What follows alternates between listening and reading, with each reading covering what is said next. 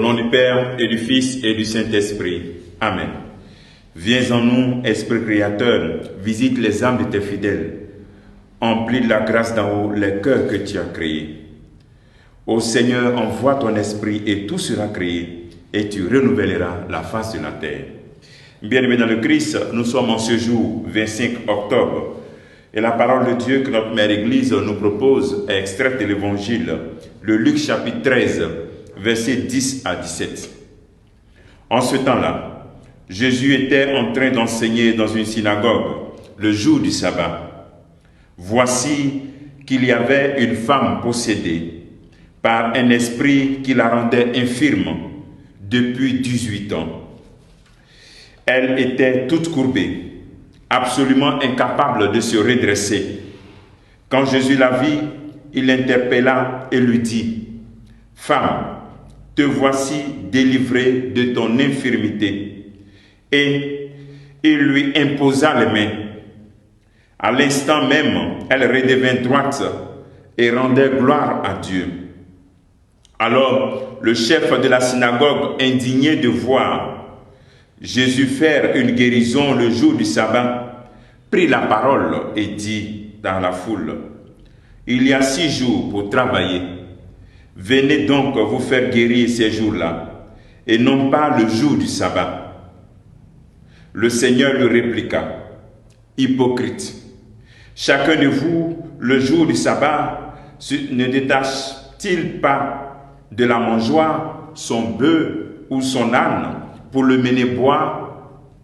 Alors cette femme, une fille d'Abraham, que Satan avait liée voici 18 ans, ne fallait-il pas la délivrer de ce lien le jour du sabbat ?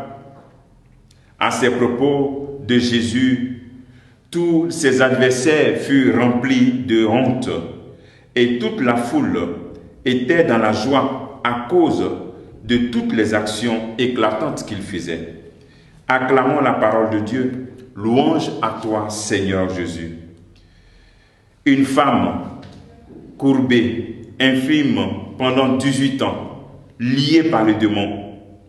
Jésus dans la synagogue le jour du sabbat. Cette femme sans nom, elle ne demande rien, même pas la guérison. Mais elle est malade, elle est liée par le démon. Jésus découvre cela.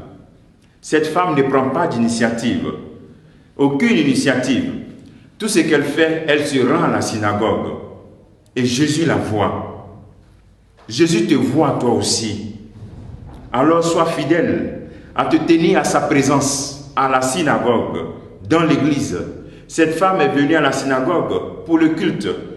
Mais voici que là même Dieu la voit. Cette femme se tient en présence de Dieu, malgré son mal. Et toi, est-ce que tu continues de te tenir en présence de Dieu malgré ta maladie? Est-ce que tu te rends à la synagogue? Est-ce que tu continues ta vie de prière? As-tu continuellement confiance en Dieu malgré ta souffrance? Jésus la libère de ce lien. Il la libère pour se tenir debout et pour parler.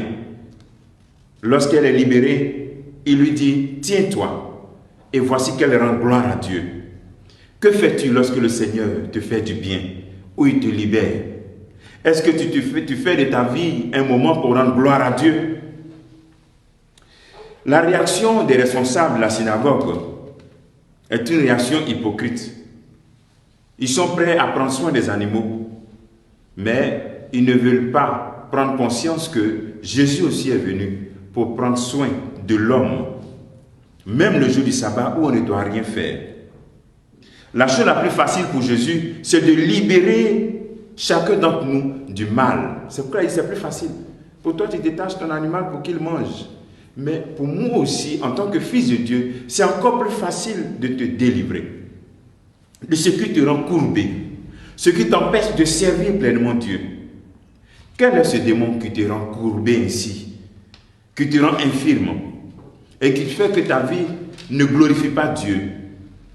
Tant que ta vie n'est pas une tension pour glorifier Dieu, toi aussi tu es courbé comme cette femme. Continue d'aller à la synagogue, continue de prier et laisse Jésus rentrer dans ta vie pour te faire délivrer et pour découvrir cette nouveauté qu'il te donne.